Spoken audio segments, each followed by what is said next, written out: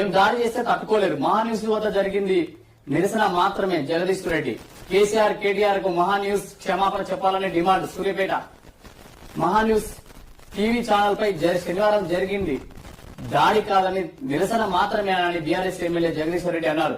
తాము దాడులకు దిగితే తట్టుకోలేరని హెచ్చరించారు. మీడియా మిక్స్ లో ఇష్టం వచ్చినట్లు కామెంట్లు చేసి దాక్కుంటామంటే కుదరదని బిన్ లాడెన్ లాగా ఎక్కడ దాక్కున్నా పట్టుకొని వాళ్ళ పని చేస్తామన్నారు.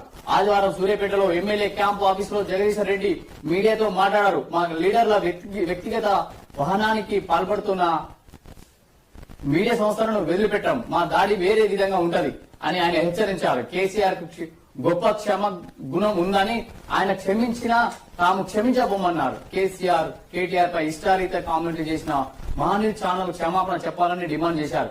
ముఖ్యమంత్రులు చంద్రబాబు నాయుడు రేవంత్ రెడ్డి చూసి మురిసిపోతున్న వారిని భవిష్యత్తులో ఎవరు కాపాడలేరని తమ ఫిర్యాదులపై పోలీసులు ప్రేక్షక పాత్ర వహించి తమపైనే తప్పుడు కేసులు పెడుతున్నారని, ఇక ప్రజా కోర్టులో శత్రువులు శిక్షలు తప్పవన్నారు. కాంగ్రెస్ ప్రభుత్వం ఏడాదిన్నరలో అన్ని రంగాల్లో విఫలమైందని విమర్శించారు.